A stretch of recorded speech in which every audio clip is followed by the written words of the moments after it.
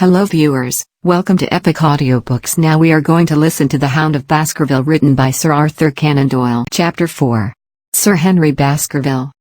Our breakfast table was cleared early, and Holmes waited in his dressing gown for the promised interview.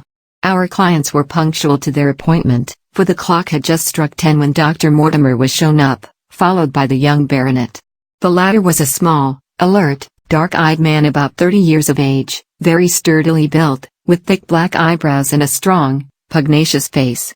He wore a ruddy-tinted tweed suit and had the weather-beaten appearance of one who has spent most of his time in the open air, and yet there was something in his steady eye and the quiet assurance of his bearing which indicated the gentleman. "This is Sir Henry Baskerville," said Dr. Mortimer. "Why, yes," said he, "and the strange thing is, Mr. Sherlock Holmes, that if my friend here had not proposed coming round to you this morning I should have come on my own account. I understand that you think out little puzzles, and I've had one this morning which wants more thinking out than I am able to give it. Pray take a seat, Sir Henry. Do I understand you to say that you have yourself had some remarkable experience since you arrived in London?" "Nothing of much importance, Mr. Holmes. Only a joke, as like as not. It was this letter, if you can call it a letter, which reached me this morning." He laid an envelope upon the table, and we all bent over it. It was of common quality, grayish in color. The address, Sir Henry Baskerville, Northumberland Hotel, was printed in rough characters, the postmark Charing Cross, and the date of posting the preceding evening. "Who knew that you were going to the Northumberland Hotel?" asked Holmes, glancing keenly across at our visitor. "No one could have known. We only decided after I met Dr. Mortimer." "But Dr. Mortimer was no doubt already stopping there?" "No, I had been staying with a friend," said the doctor. "There was no possible indication that we intended to go to this hotel." "Someone seems to be very deeply interested in your movements."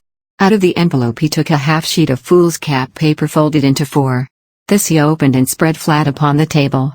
Across the middle of it a single sentence had been formed by the expedient of pasting printed words upon it. It ran: "As you value your life or your reason, keep away from the moor." The word "moor" only was printed in ink.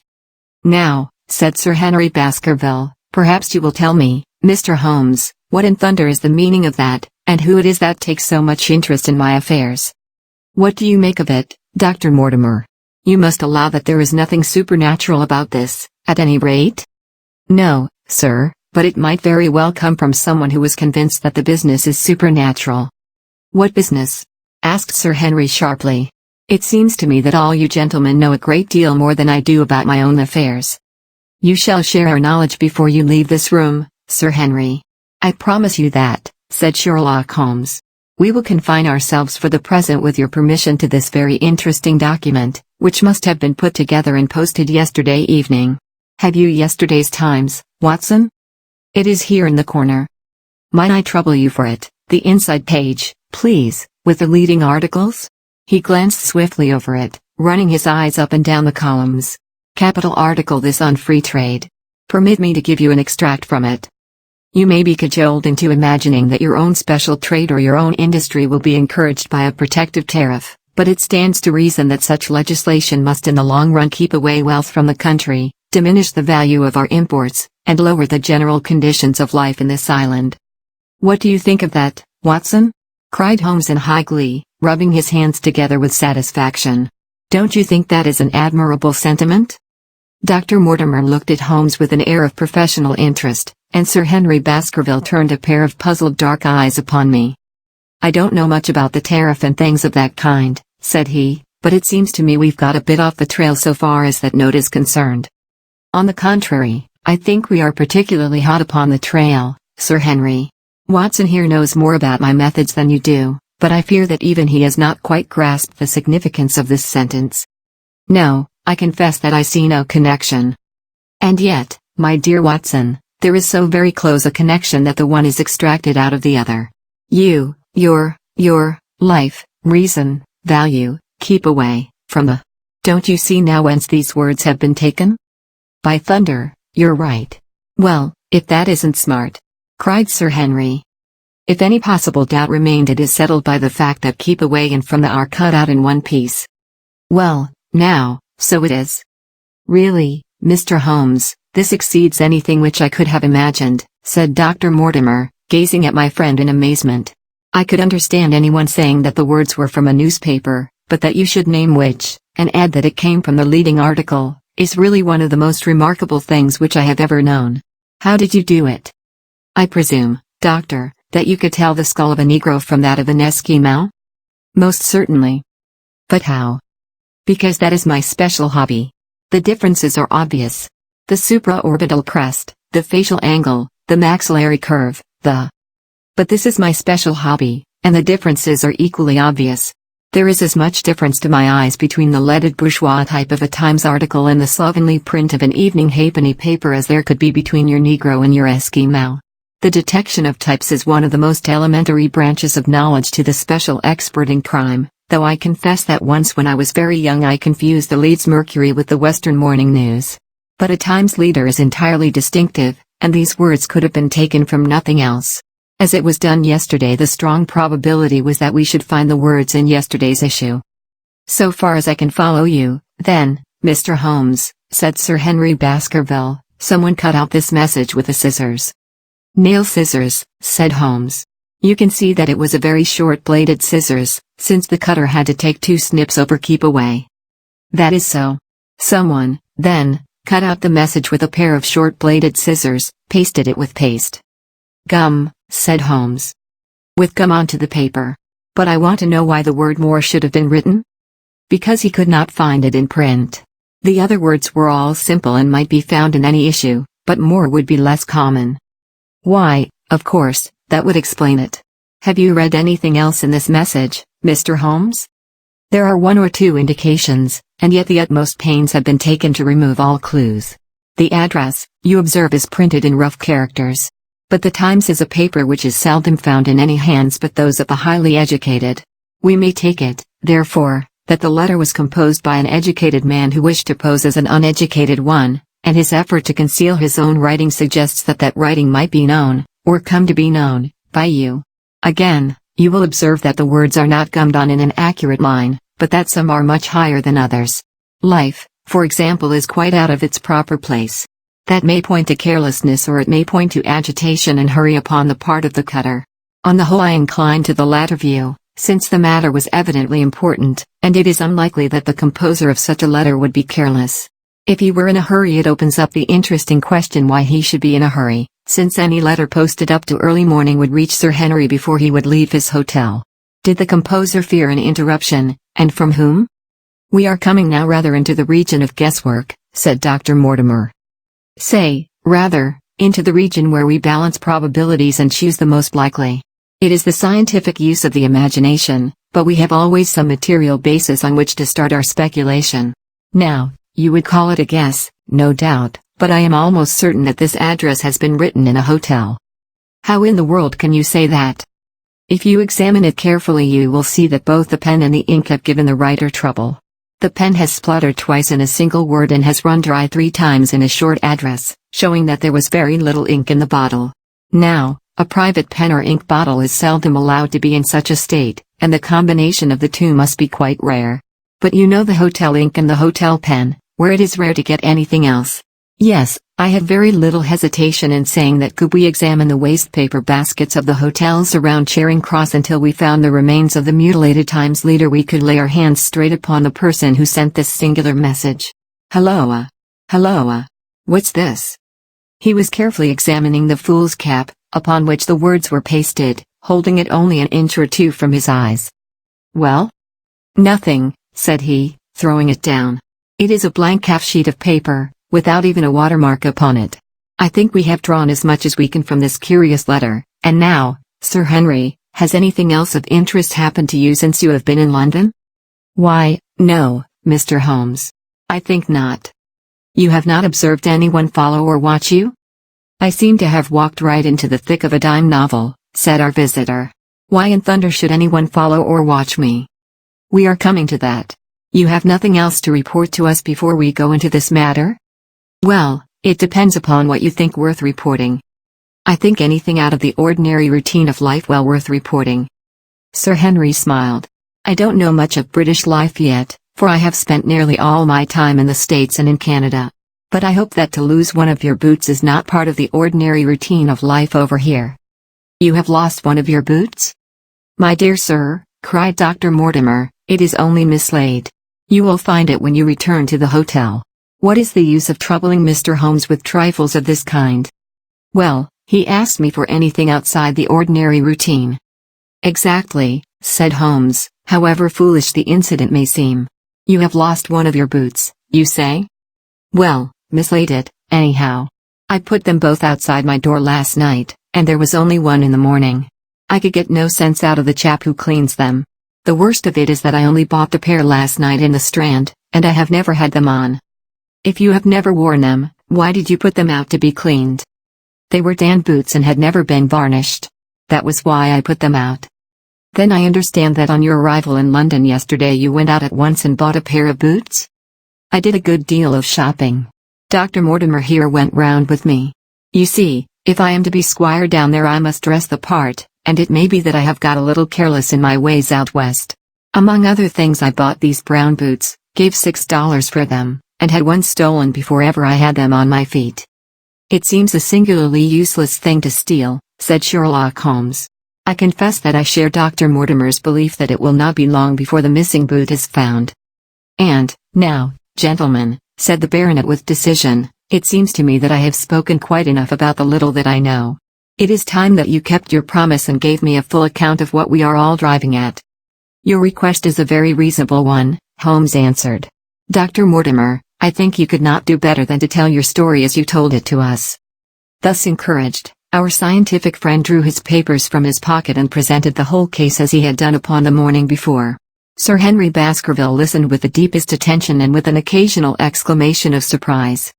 Well, I seem to have come into an inheritance with a vengeance, said he when the long narrative was finished.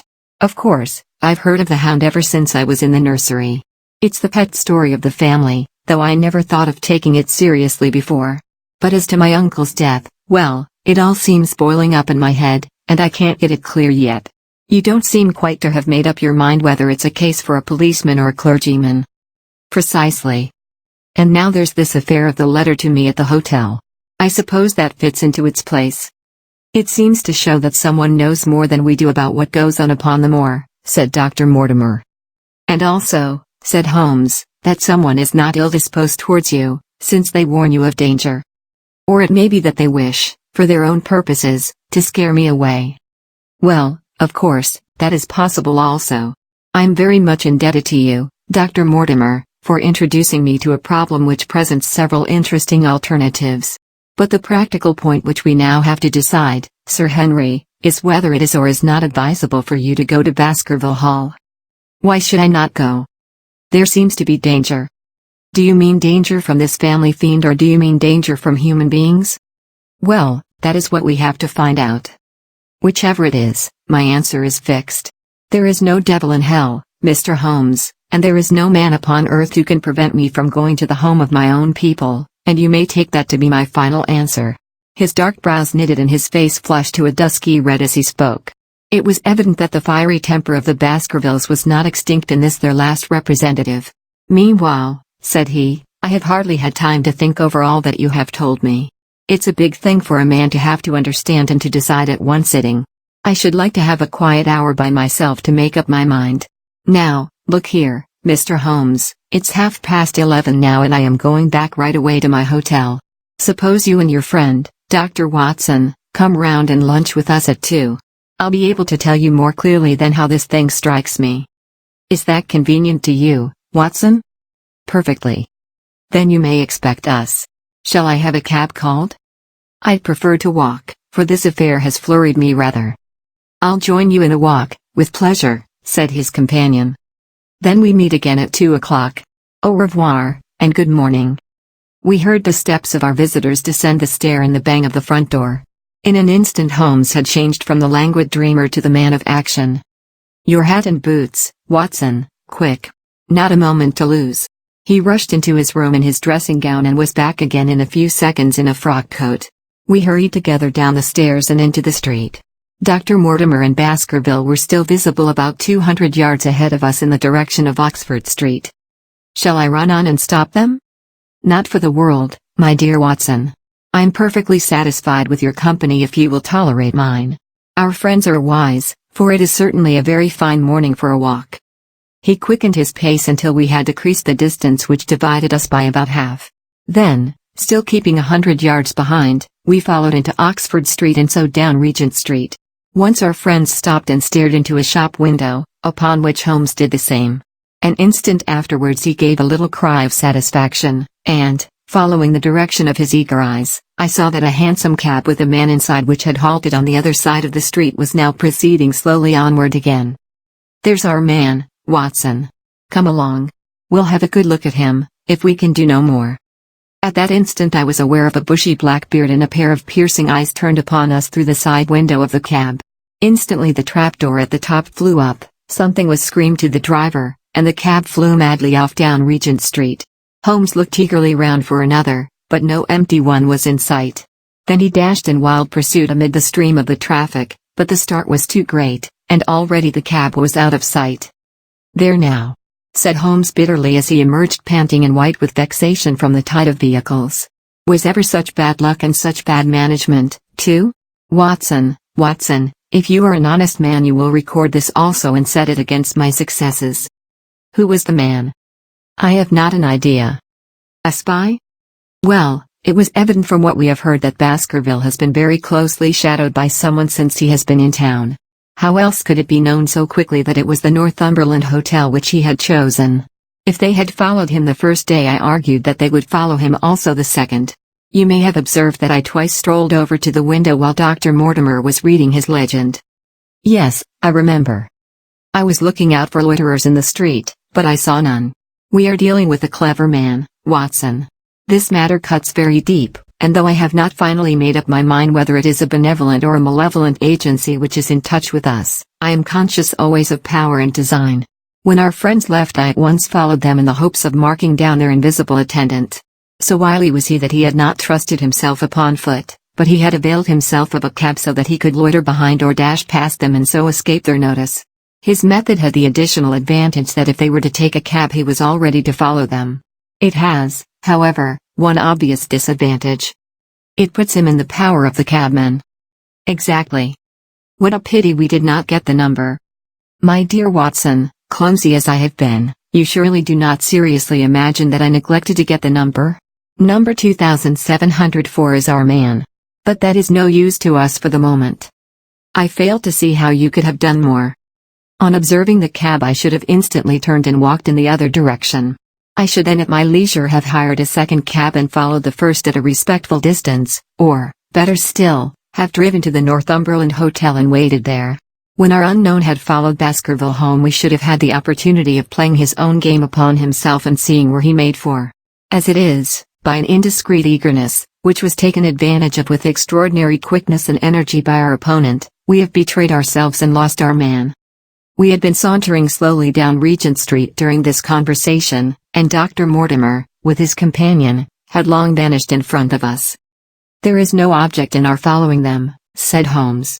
"The shadow has departed and will not return. We must see what further cards we have in our hands and play them with decision. Could you swear to that man's face within the cab?" "I could swear only to the beard." "And so could I, from which I gather that in all probability it was a false one. A clever man upon so delicate an errand has no use for a beard save to conceal his features. Come in here, Watson." He turned into one of the district messenger offices, where he was warmly greeted by the manager. "Ah, Wilson, I see you have not forgotten the little case in which I had the good fortune to help you?" "No, sir, indeed I have not. You saved my good name, and perhaps my life." "My dear fellow, you exaggerate. I have some recollection, Wilson, that you had among your boys the lad named Cartwright, who showed some ability during the investigation." "Yes, sir, he is still with us." "Could you ring him up?" "Thank you. And I should be glad to have change of this £5 note." A lad of 14, with a bright, keen face, had obeyed the summons of the manager. He stood now gazing with great reverence at the famous detective. "Let me have the hotel directory," said Holmes. "Thank you. Now, Cartwright, there are the names of 23 hotels here, all in the immediate neighborhood of Charing Cross. Do you see?" "Yes, sir." "You will visit each of these in turn?" "Yes, sir." You will begin in each case by giving the outside porter 1 shilling. Here are 23 shillings. Yes, sir. You will tell him that you want to see the waste paper of yesterday. You will say that an important telegram has miscarried and that you are looking for it. You understand? Yes, sir. But what you are really looking for is the center page of the Times with some holes cut in it with scissors. Here is a copy of the Times. It is this page. You could easily recognize it, could you not? Yes, sir. In each case the outside porter will send for the hall porter, to whom also you will give 1 shilling. Here are 23 shillings. You will then learn in possibly 20 cases out of the 23 that the waste of the day before has been burned or removed. In the 3 other cases you will be shown a heap of paper and you will look for this page of the Times among it. The odds are enormously against your finding it. There are 10 shillings over in case of emergencies. Let me have a report by wire at Baker Street before evening. And now, Watson, it only remains for us to find out by wire the identity of the cabman, number 2704, and then we will drop into one of the Bond Street picture galleries and fill in the time until we are due at the hotel. If you like this audiobook, please subscribe to Epic Audiobooks and hit the bell icon for notifications from us.